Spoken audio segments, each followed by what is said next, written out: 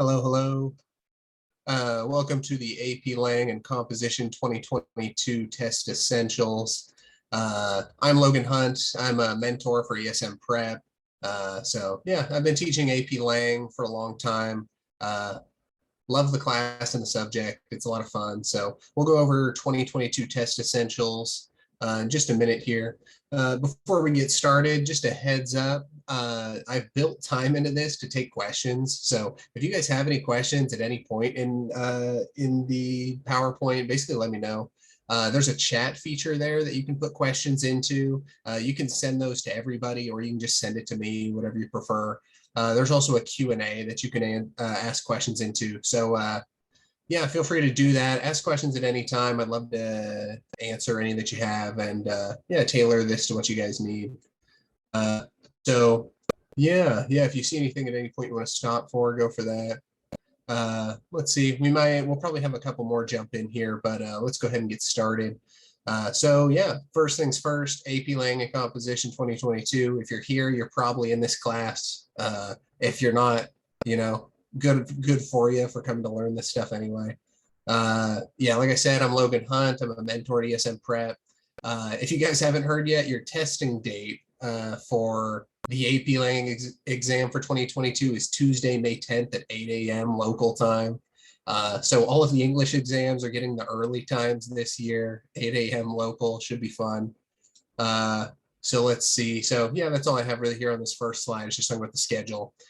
So you've got until May 10th to prepare. That's useful when you start thinking about your study schedule.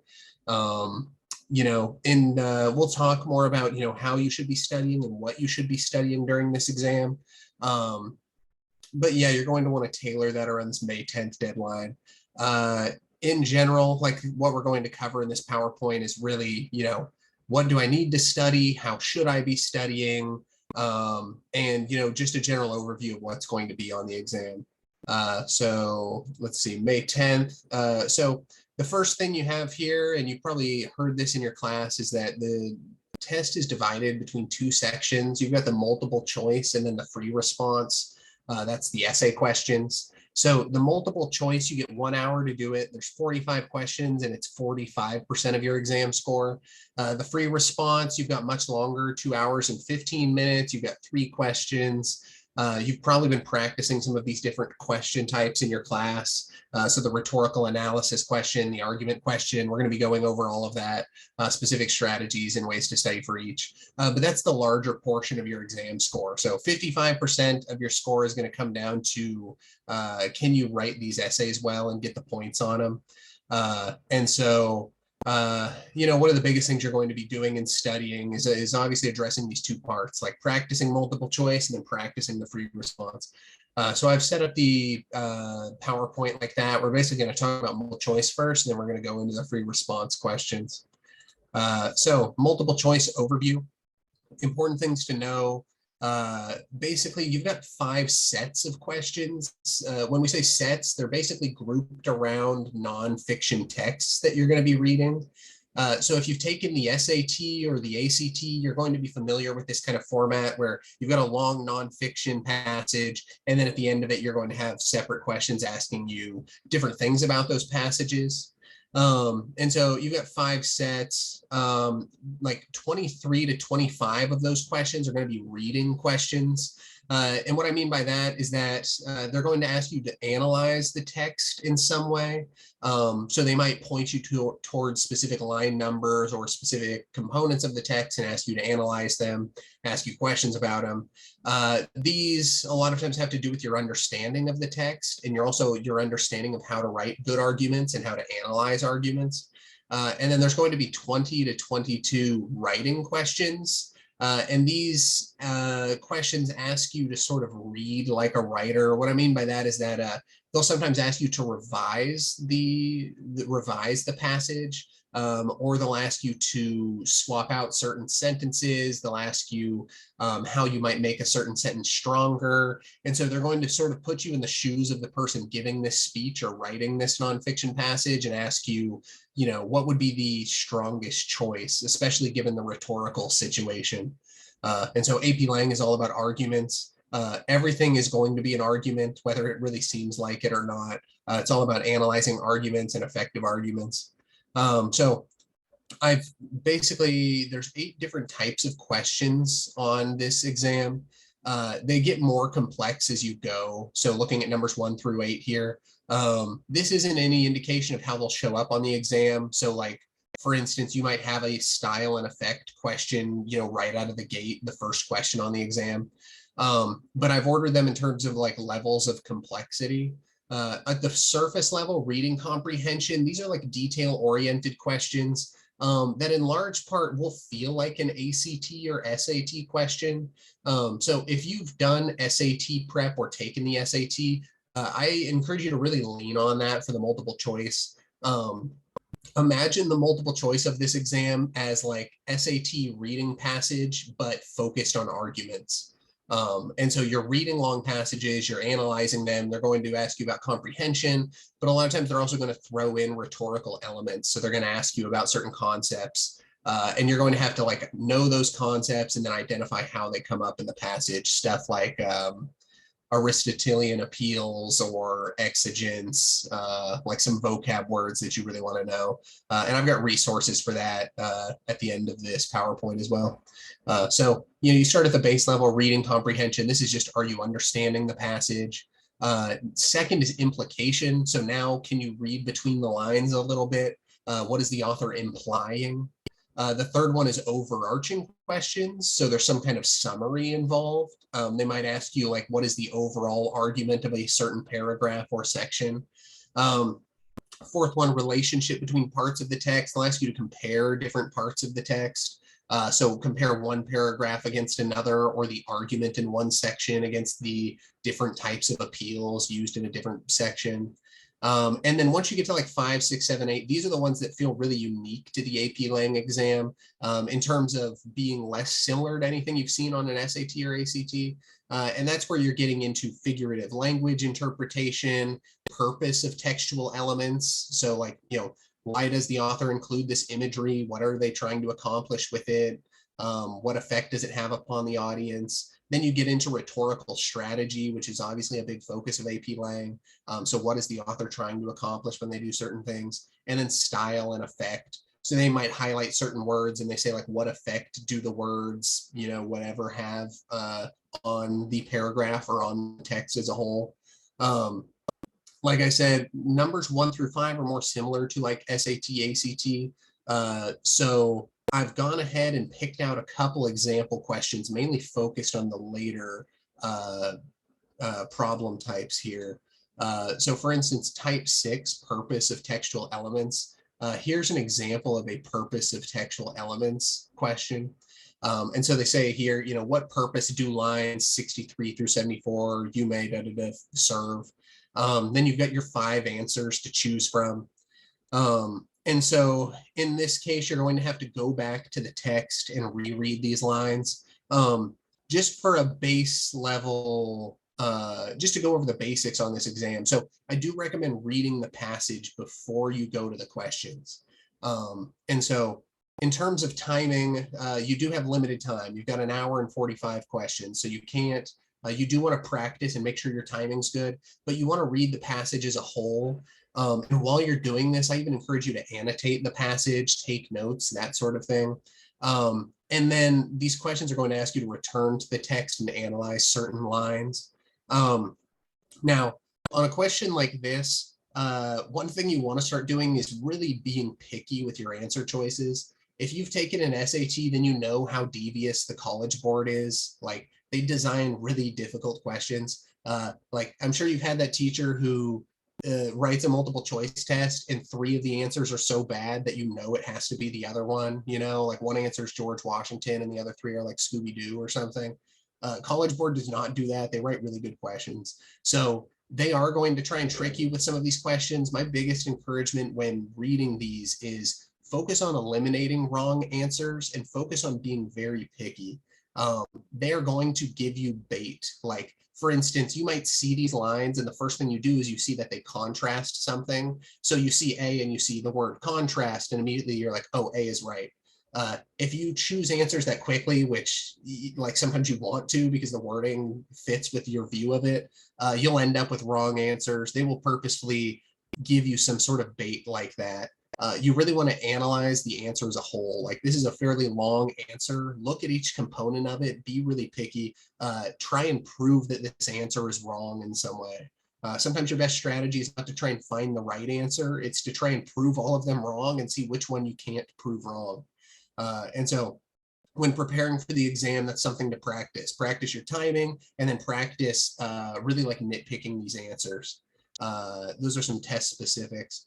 So rhetorical strategy, which rhetorical strategy does the author adopt in these lines? So you see here that we actually don't have too much vocab in this exact answer. And that's one thing that's going to be really important on the exam is getting your rhetorical vocab down. So you'll need to know all of those essential, AP Lang vocab words because they will come up in questions. But for here, you're just going to talk about, what type of argument are they doing? Like how are they going about arguing their point? And so one good thing to note whenever you read any of these nonfiction texts is to ask yourself, what is the author's argument? Like, what is the author's argument overall? What's the author's argument in this passage? And then how are they arguing it? If you know what the author's argument is and how they're arguing it, then you're going to be in good shape. And so those are the two questions you need to be able to answer. A lot of these questions are going to point you toward that. And then type 8, style and effect. So the effect of italicizing the words nothing, nothing is to blank. And so you'll want to read this line within the context. So for instance, if this is line 13 where we get nothing, nothing, I promise you just reading line 13 on its own is going to be problematic. You're going to want to back up, go back to line 10, line 8, read it in its context, read the sentence after, get a sense of what role these lines are playing within the larger paragraph. And so depending on how your timing is, you may have time to go ahead and just reread even the whole paragraph, starting with the topic sentence. But yeah, same strategies here. Read the whole paragraph, focus on eliminating wrong answers. And then, more than anything, just get lots of practice before the exam. And I've got some great practice resources for the multiple choice section at the end of this PowerPoint. So I'll give that to you guys. You guys will have that link so you can go ahead and do some of these practice tests. And yeah. So like I said, I talked about some of these multiple choice strategies, but annotating the source passages can be really helpful. This, doesn't have to be super thorough. It can be, but one thing is that if you're marking up the passages while you're going, it's going to keep you actively involved in reading. Like, I think everybody's done that thing where you get 2 paragraphs into something you're reading and then you realize you have no clue what you were reading. If you do that on the exam, you're going to lose valuable time.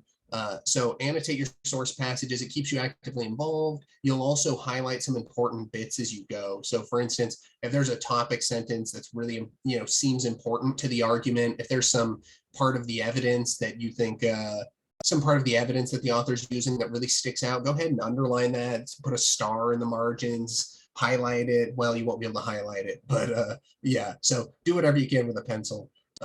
So like I said, scrutinizing answers, every component of a response. This isn't it's a difficult exam in terms of the way it's structured. If you prepare for it, you can put yourself in great shape, but you want to be practicing with College Board questions. So one thing I would say is don't go into this exam without having practiced on as many College Board level exam practices as you can. So I'll show you some example questions that I have, like a practice test you can take, sort of a short one the College Board has put out. One hard thing in preparing for the multiple choice section on this exam is that the College Board hasn't put out a ton of resources for the multiple choice. They purposefully try to keep their multiple choice sections veiled for this kind of exam. There aren't 10 or 20 AP Lang multiple choice sections floating around. If you dig around the internet, you're going to find it's really slim actually for actual College Board resources. And then the practice tests you're going to find online are going to vary in terms of how close they are to the College Board.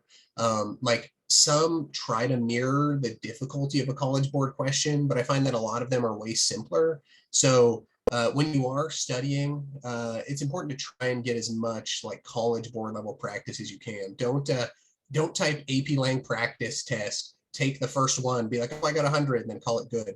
Because some of those tests online are way easier than what the college board puts out.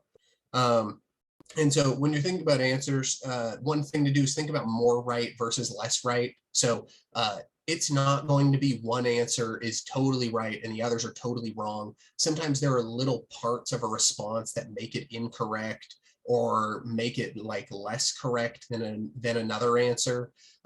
There's almost always at least like one, there's always, besides the correct answer, there's at least one answer that you could sort of make an argument for. Like you could say, oh, well, this is right because of this, but not right because of this. And so rather than saying like one is right and the others are wrong, think like one of these answers is most right and the others are less right. And then, like I said, focus on eliminating answers as much as possible. And so in a worst case scenario, you get down to a 50-50, something like that. Go ahead and pick, the better answer of the two. Getting down to a 50-50 is not a horrible place to be unless you're there on every answer. But by and large, like you give yourself a good option if you can eliminate as many as you can, get down to like a 50-50. So that's the multiple choice section. If you guys have any questions about that, please let me know. I will continue on to the essay section. I've also got a bunch of resources at the end for the multiple choice section. So I'll go over those at the end and show you some of my study resources that I like to use and recommend students use. So we'll go over those. For the essay section, like I said, 55% of your exam score. So this is the bulk of your grade is going to be this essay section here. You've got 3 questions, a good bit of time to do the questions, 2 hours and 15 minutes, but that's going to fly by when you're actually on the exam because you're going to have source material you need to read. You're going to have essays to outline and then essays to write. So it does go by quickly. I put the rubric here.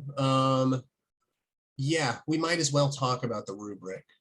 So by and large, what you're looking at with the rubric here, let me zoom in on it. Let me know if you can't see that too. So when you talk about the rubric, there's some really important things to keep in mind. I think by and large, when you're writing your essays, you want to play to the rubric. Your teachers have probably been training you to do this. But I'll walk you through what my strategy is based on the rubric. So first things first is you either get 0 points or 1 point for having a thesis. Now, you've probably been writing a lot of theses throughout this class so far, so you should be in good shape there. But like things that could go wrong with your thesis might not be a statement that could be proven right or wrong. So they say that your thesis has to be defensible. What they mean by that is that there has to be some sort of claim being made. There has to be some sort of argument you are making that can either be proven correct or incorrect based on the evidence you provide. And so some students will unintentionally just restate the prompt or something. If your thesis goes wrong, I mean, this is the foundation of your essay. The whole essay is going to be hard to hold up if your thesis is incorrect. So writing thesis statements is probably one of the most essential skills for this exam. And I'll talk to you about how I write thesis statements as well. I've got some recommendations for like a simple formula that you can basically rinse, wash, and repeat for thesis statements. So first things first, write a good thesis. That's going to be the foundation of your essay. And then the bulk of the points. So 0 through 4 points here are evidence and commentary. So there are only 6 points you can gain per essay. 4 of them are evidence and commentary. What that tells me is that your body paragraphs are the key for the essay, like for doing well on any of these essays. And specifically, College Board is interested in how you structure your arguments. And so they want evidence and they want you to comment on that evidence. They want you to support that evidence with your own commentary that explains why your evidence proves your point.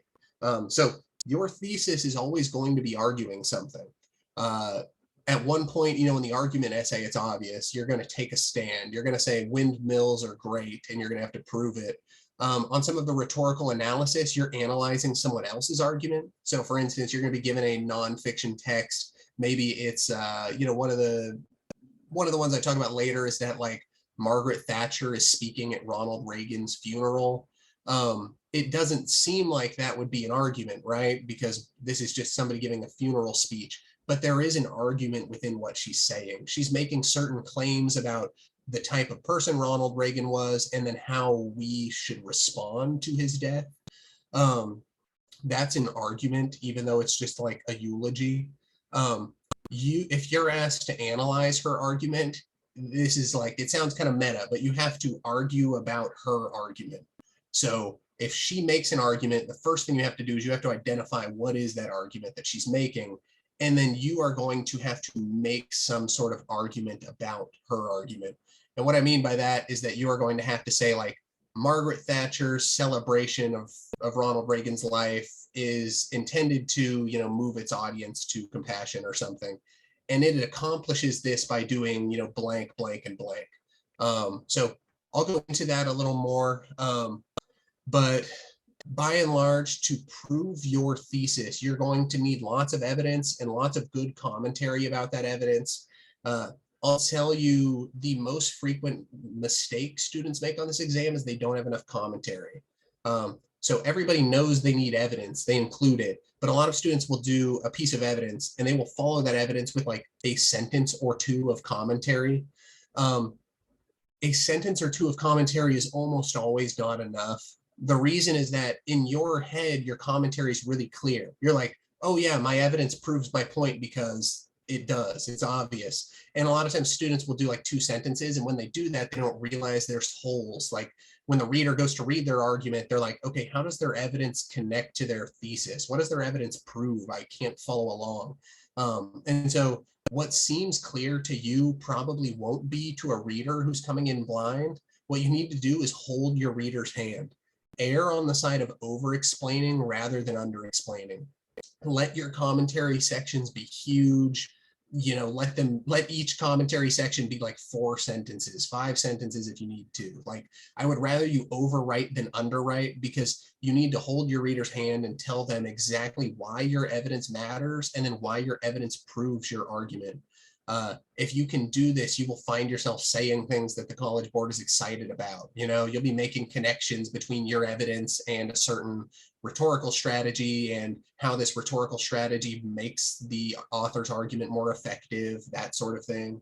So like, if I could only give one piece of advice for this whole exam, it is over-explain in your commentary. Hold the reader's hand. If you feel like you're repeating yourself, have patience. I meet with a lot of students who feel like they're over explaining themselves or they're repeating themselves. And when I read the essay as an outsider, that is not clear. Like the essay flows well. And so you'll have the sense like, oh no, I'm repeating myself, when in reality, like, some things need to be repeated. These are long essays you're analyzing. You need to be clear. You need to make your thoughts known to the reader. You got to make that show up on the paper. So over explain in the commentary.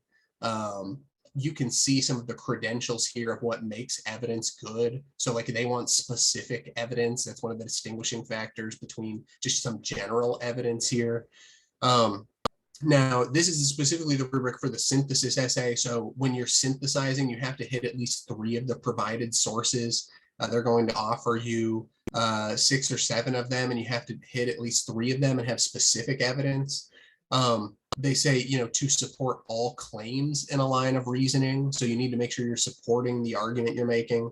And this one, the difference in commentary explains how some of the evidence supports versus consistently explains how the evidence supports.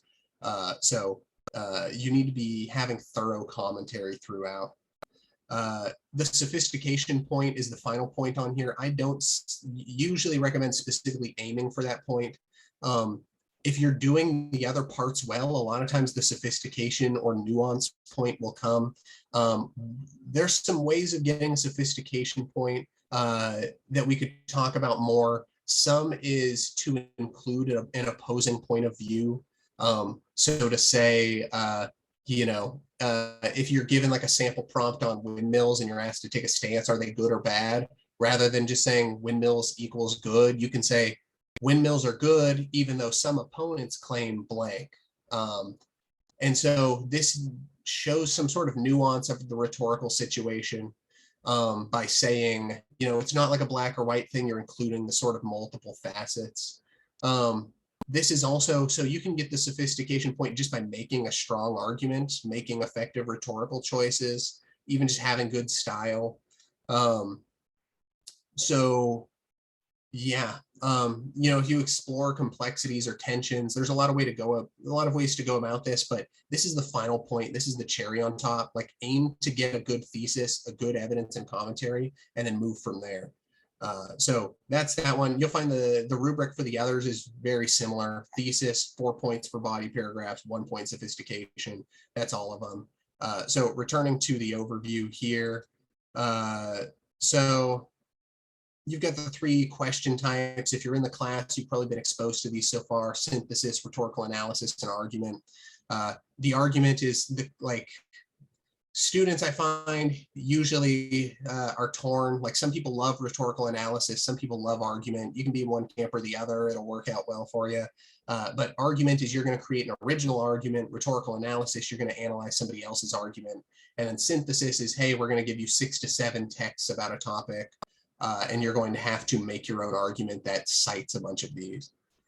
So you can look at, I've included here in the PowerPoint some previous FRQ questions from past years. For the synthesis one, in terms of my recommendations for here, so again, you're going to be given source text. It never hurts to annotate those. If you see something in the source text that's helpful, go ahead and analyze or underline it, do something like that. It might be great evidence that you could use later. Before you jump into your essay, spend some time outlining specifically what I would do. So here's my recommendation for outlining. Get a thesis statement and then get your evidence. Get those 2 pieces lined up. And so before you start your essay, know what you're going to argue and then how you're going to prove that argument. And so write a thesis statement and have your evidence prepared. If you outline that beforehand, it won't take you more than 10 minutes, and you'll still have 40 minutes to work on writing. So that's synthesis. One recommendation on the synthesis, like I said, is to address the opposing point of view. So you're going to be given 6 to 7 texts about a topic. Don't just cherry pick the ones that support your point of view and fail to address the ones that disagree with you. So for instance, the 2019 question was on windmills. That's why I keep using that example. But if you just cherry pick the 3 that are like, windmills are great, and then you don't address the others, you're taking away your chance of getting that sophistication point. So I recommend include a source text that disagrees with you and maybe refute it or challenge it or just interact with it in some way. You might even be able to, yeah, I would do something like that to get your sophistication point for the synthesis essay. In terms of rhetorical analysis, like, this is my personal favorite. This is where I think you do the most like AP Lang things, which is you're going to be reading an argument somebody else has made, and you're going to have to analyze why this argument is working. What about this argument is effective? How is the writer making their argument? This is where you're going to need to pull out all of your vocab terms, all of your understanding of, ethos, pathos, logos, all those things you've been working on all year. So you're going to be reading the source text. That'll probably take you something like 4 to 7 minutes. And then you're going to need to craft your own essay. And so that's where you're going to make a thesis and back it up. Yeah, here's their like 5 things you have to do. We'll talk more about these. Then the final one is the argument essay itself. And so this is where you have to create your own evidence-based argument in response to a brief prompt. Probably the biggest challenge with this kind of essay is that you're coming up with your own evidence. The other 2, you're going to be pulling from evidence from other prompts. For this one, they might ask you, something about, you might have to make your own essay about the meaning of happiness or the implications of technology or something, and then you're going to have to pull on evidence that you can make up.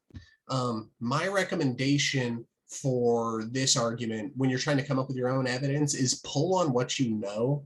So if you are an English nerd, you love reading books, I love reading books, pull from those. If you're a history buff, pull from your history experience. You can use examples in literature, use examples in history. You can use any sort of facts, just off the top of your head. But if there's a subject you really like or something like that, you can use that to back up your argument. So if you're talking about technology, you might be able to relate it back to a book. You might be able to relate it back to a historical event, something like that. My other biggest advice here is to go deep, not wide. What I mean by that is that some students will be given a prompt and they will go broad. They will be making arguments about the meaning of life or something. You can't do that in a short little argument. You're going to find it's way easier to support your argument if you take very clear and specific stances on things. And so what this means is if they ask you to, if there was a really broad prompt that said something like, analyze whether technology is good or bad, rather than saying just technology is good and here's why, focus on specific aspects of that, focus on social media or focus on the implications of technology for one specific issue. But you're not going to be penalized for being too narrow because you're going to be able to support those arguments and make better arguments. What they want to see here is, can you make a good argument? And just by the nature of this assignment, you are being given very limited time, very limited resources to make an argument. So keep your argument focused and specific. That way you can prove something. You in 2 pages will not convince me about the meaning of life or that technology is always bad or something like that. So choose a specific part of the issue that you know and go into that. And so, I sort of say pretend your reader is skeptical. I mean, that's just a good rule of thumb in writing any essay. Pretend your reader disagrees with you and you have to prove them. So you've got to walk them through every step of the argument and hold their hand the whole way through to prove your point. So that's the argument essay. Now, here's the resources I told you I would walk you through. You're going to be getting, everybody's going to be getting a copy of this. So you're going to have all these links to go to. With the multiple choice, I've actually organized it in order of how much I like these different resources. So the first one I like a lot because this is actual College Board multiple choice. So it's really helpful. The only problem is that it's really limited. Also, it's on page 122 of this College Board AP Lang book, which just tells you how hard the College Board is trying to bury all of their resources. They really don't want their tests going public and stuff. But if you go on this, you're going to open it up like this. You're going to have to go to all the way to page 122. When you get here, you're going to find some sample exam questions. This is limited. I wish it was a full test. But the nice thing is that this gives you the clearest picture of what you're going to see on the exam.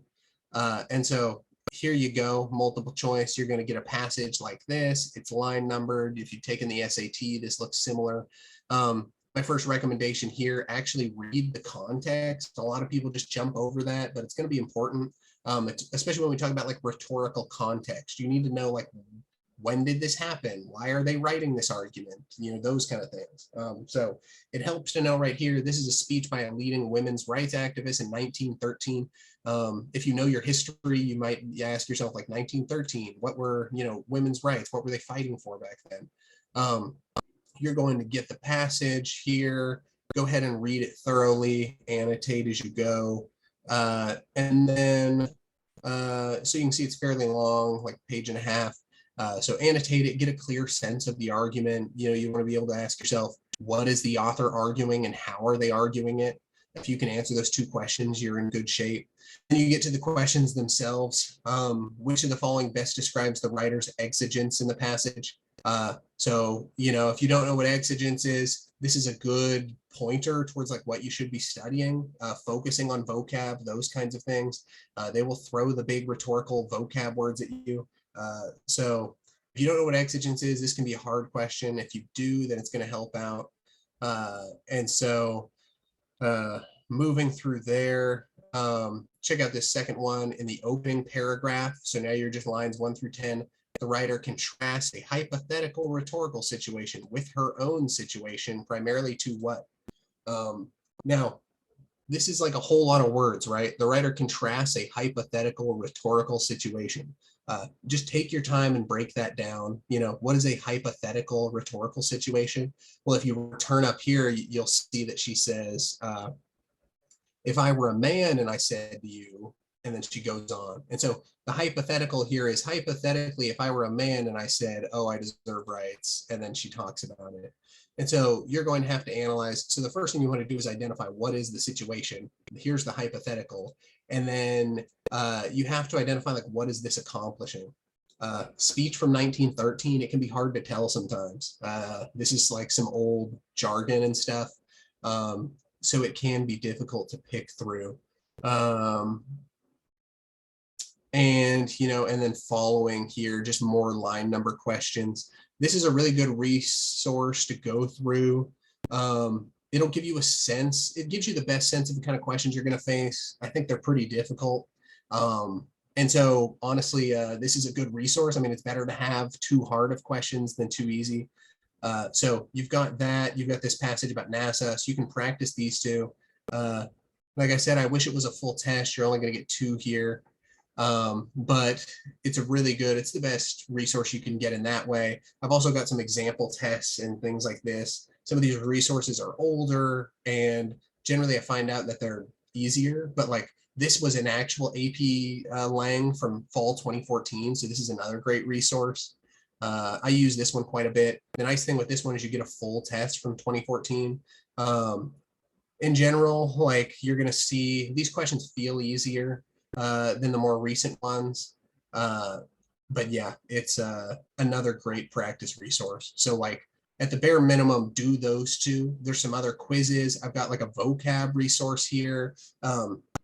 I'd say like those are probably the 2 biggest components practicing for the multiple choice, is like know your vocab, do lots of practice tests. That's my biggest recommendation for preparing for the multiple choice. And then in terms of essay resources, essays can be harder because you obviously want to get feedback. So like the first thing I put here is AP Test Mentors. Like if anybody wants help on their essays and their multiple choice, I'm always here to help. We've got other people at ESM Prep. Otherwise, utilize your classmates, utilize your teachers, and get as much feedback as you can on your essays, especially from people who know the rubric and know what the College Board is looking for. So one of the best things about preparing for the essays is that the College Board does have a really thorough archive of their FRQs. So all of past FRQs are archived, and they even have sample responses from students that got different grades and things like that.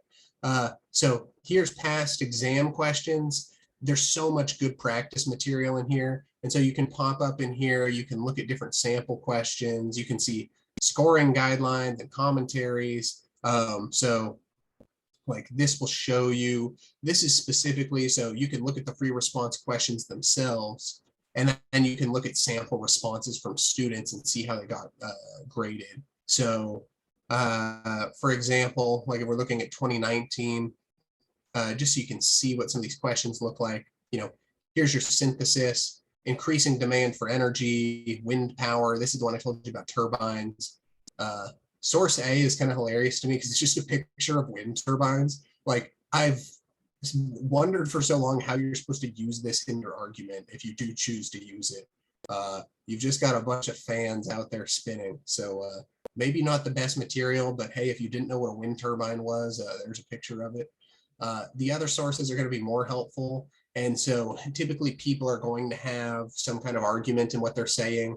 And so this person goes over disadvantages, they got downsides, but then they've also got the positives. So this is this will take you a little more time to read. Same thing here, polarizing issue. It's going to cover both sides.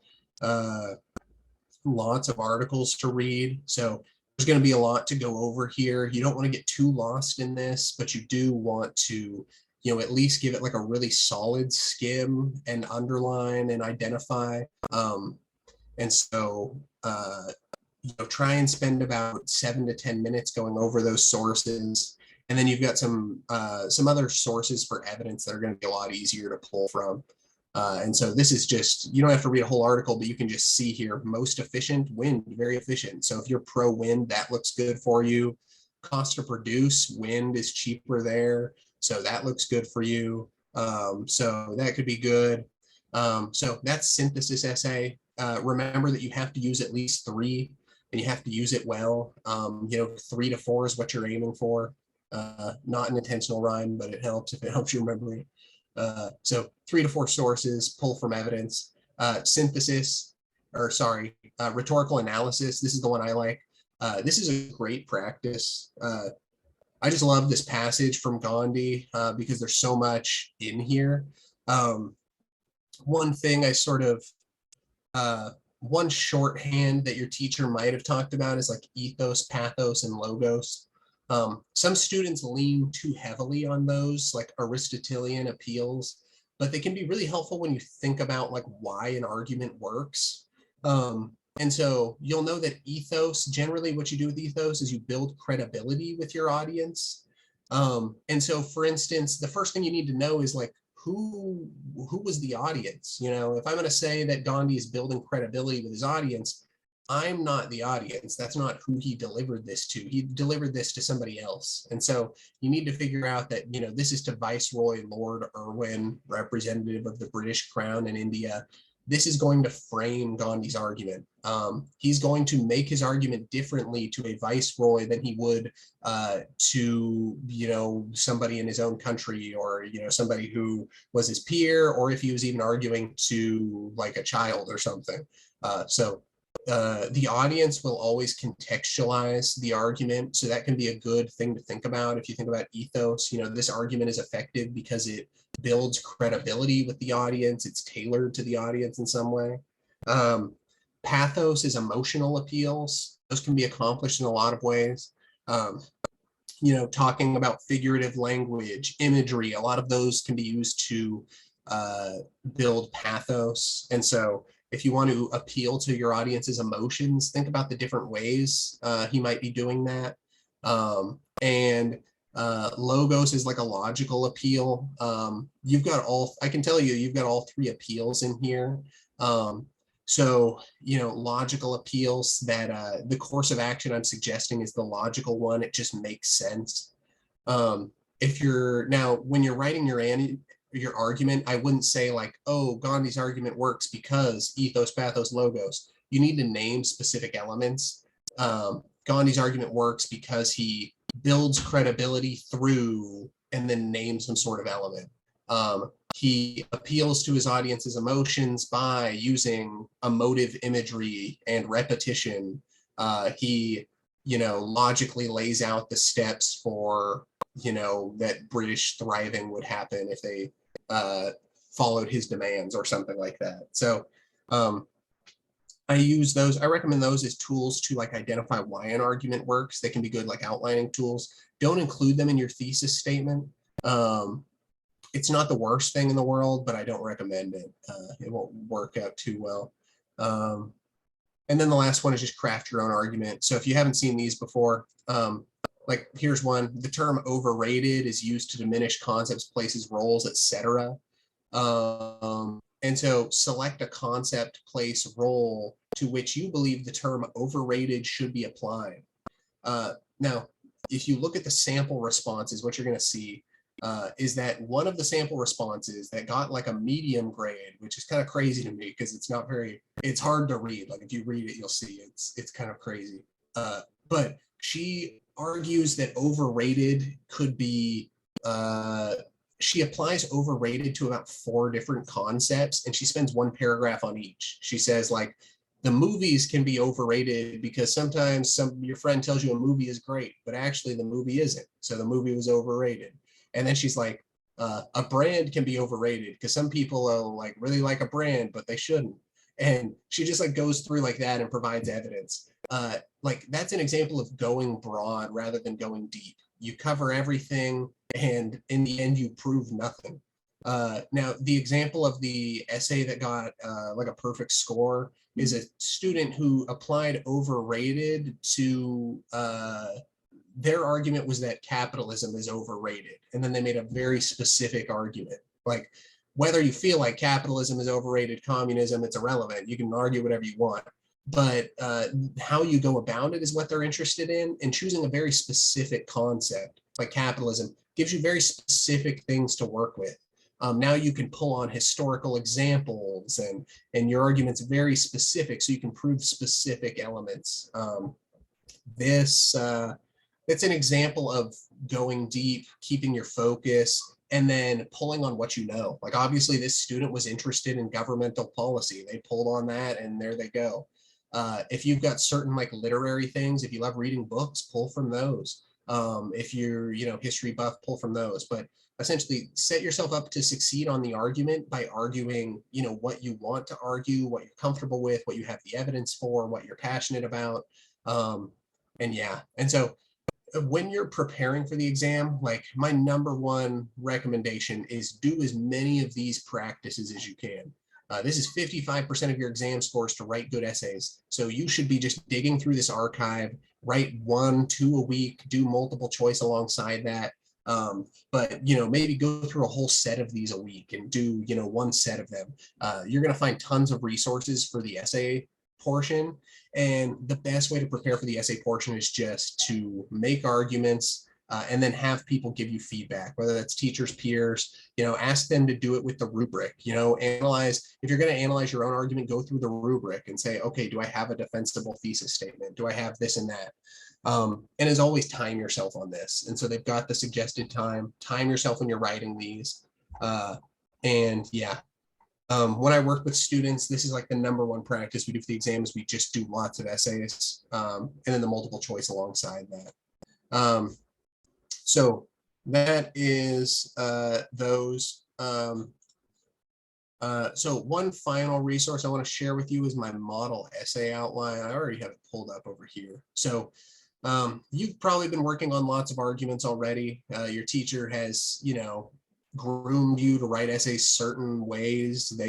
Every teacher has a preference on how you should write the essay, your thesis statement, all of those things. A couple recommendations. So I'll share this resource with everybody. This is like my model AP Lang essay. And so I've got like a color-coded format here that tells you like what kind of sentences do I need to have in my argument. Now, the first thing I want to point out here is, I've got the full essay, you've got like an intro hook and a setup and then a thesis. If you are like starved for time, there are not many points to be gained, like probably no points to be gained by having a long intro or a long outro. So like I said, 4 points are in here in the body. 1 point is your thesis. Don't waste time on your intros and conclusions. Just, get a sentence or two out there, get a strong thesis, and then get huge body paragraphs. And so spend all the time working on body paragraphs. Don't try and think of like a nifty hook for your intro unless you really have lots of time. Your essay doesn't need it. You need a strong thesis though.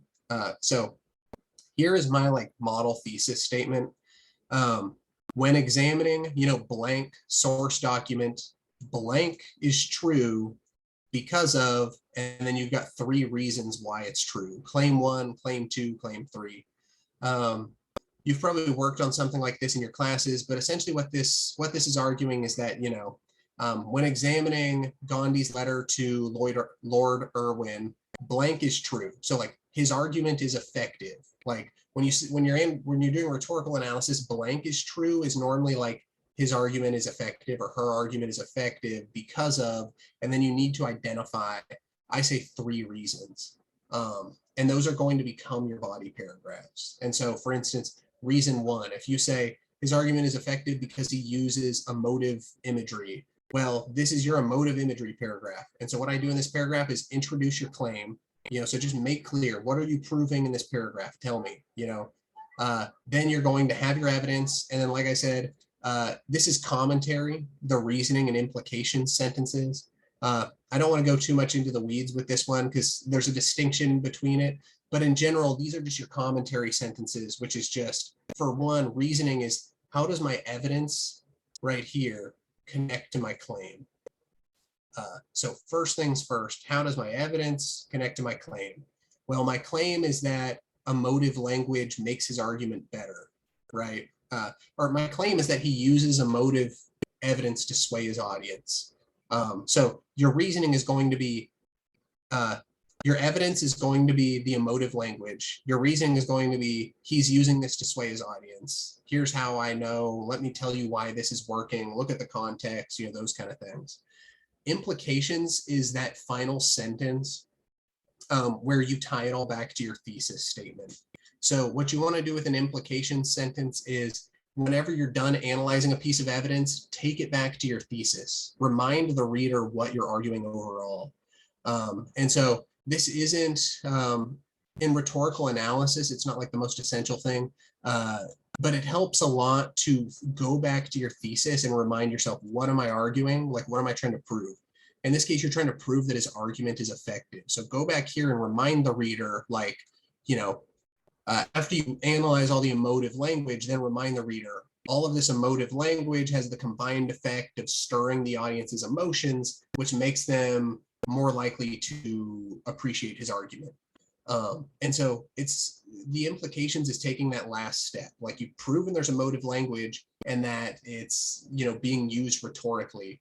Connect it back to the argument itself. Why is this emotive language effective? Because it stirs the audience's emotions, because it builds credibility, because it's very logical. So like, this is sort of where like the ethos, pathos, logos comes in. Like, remember to tell us why it works.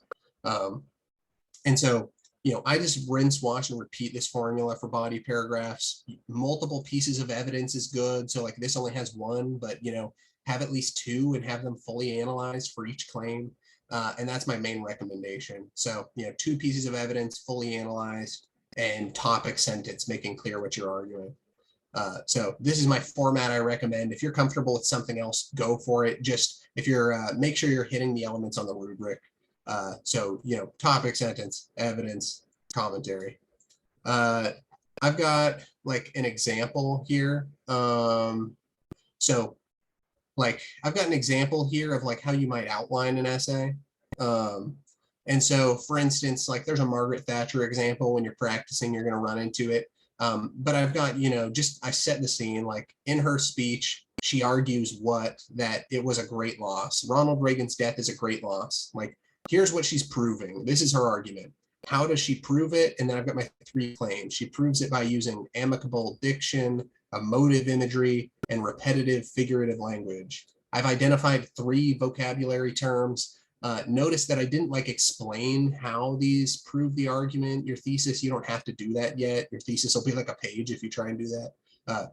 So you can just name the devices. You've now given your reader a roadmap for how your essay is going to work. You've told them, hey, amicable diction, I'm going to prove it in body paragraph 1. So I wrote like a note here, like, okay, I've got this. I have to prove Thatcher uses amicable diction to establish that Reagan's death was a great loss.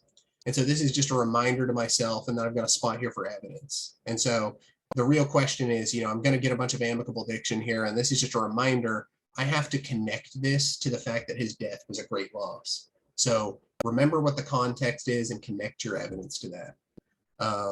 And so I'll share this resource with everybody. I've got some other things on here that some students like SOAPs and ethos, pathos, logos. So like, those can be helpful sort of outlining tools that I put on here. Yeah, but that's essentially, the writing portion. And so everybody will be getting this resource here that has all of my like helpful links. If anybody has any questions, feel free to ask them now. We'll have a little bit of extra time. But otherwise, my biggest encouragement in studying for this exam is just attacking the 2 parts of the test separately. And so, make sure you're doing multiple choice prep, which is mainly going to be practice tests, and it's going to be a lot of vocab review. And then make sure you're doing the essay portion, which is going to be a lot of practice, a lot of FRQs and things like that. That's basically, that's when I work with students on this stuff. That's what I run them through.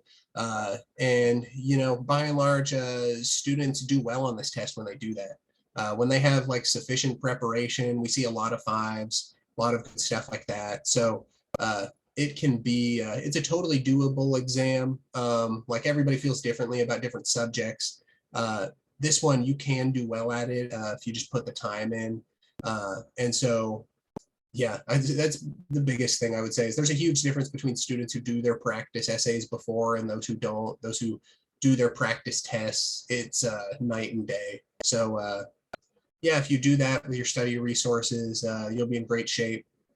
Like I said, I'm Logan Hunt. I work for ESM Prep, so I'm always here to help as well. If you have any questions about studying for the exam, please let me know. I'm also happy to meet via Zoom and all those kind of things. But otherwise, yeah, so you'll get the PowerPoint with these links and study resources. Please let me know if you have any questions. And otherwise, yeah, have a great night.